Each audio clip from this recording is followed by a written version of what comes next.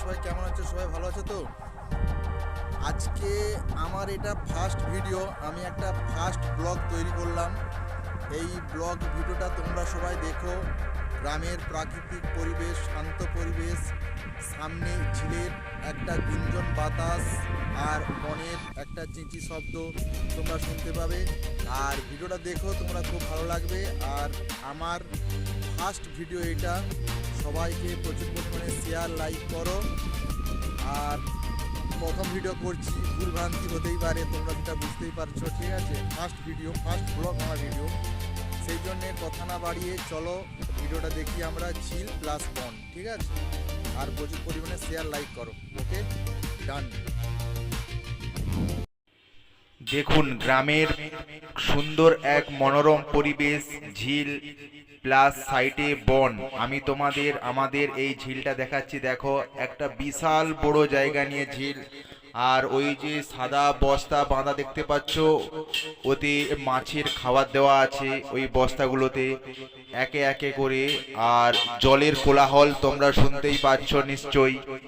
আর এখানে বিশাল বড় একটা ঝিল, আমাদের এই ঝিলেতে মাছ চাষ করা হয়।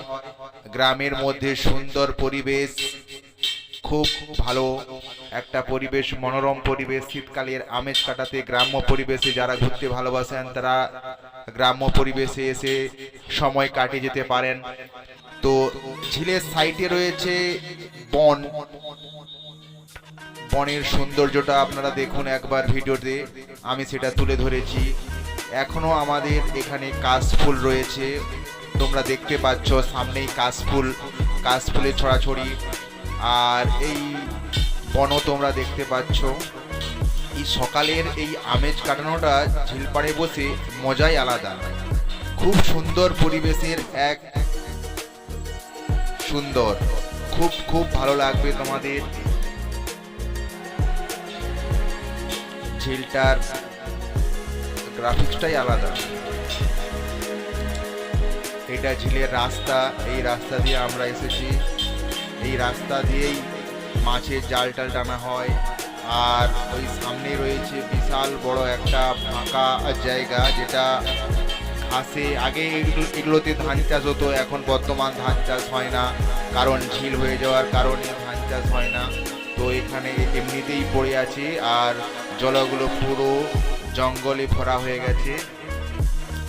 আর এটা আমাদের নাসি, এই যে কাশবনের সামনেটা দেখতে পাচ্ছ, এটা খাল টাইপের। এখানে জল টল আসে বর্ষাকালে, এখানে আমরা মুগরি বসিয়ে মাছ ধরি।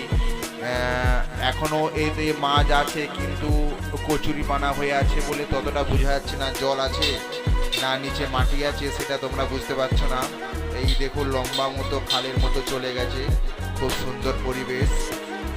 আর ওই যে সামনে দেখছো তাল গাছ, সামনের ওই যে বনের সাইডে গ্রাম আছে, গ্রাম্য পরিবেশ। আর এইটা যে দেখছো বট গাছ, বট গাছের সঙ্গে খেজুর গাছ একসঙ্গে জয়েন্ট আছে। আর এইগুলো দেখছো বন পাতা, এগুলো সব বন পাতা, সবুজ অভয়ারণ্যে মোড়া। শীতের এক আমেজ পরিবেশ। তো আমি চলো তোমাদের ওই সেই বনটার কাছে নিয়ে যাচ্ছি যেখানে তাল গাছগুলো রয়েছে। এই দেখো এখানে অনেকগুলো সারি সারি তাল গাছ রয়েছে, সামনে কাশফুলের বাগান রয়েছে।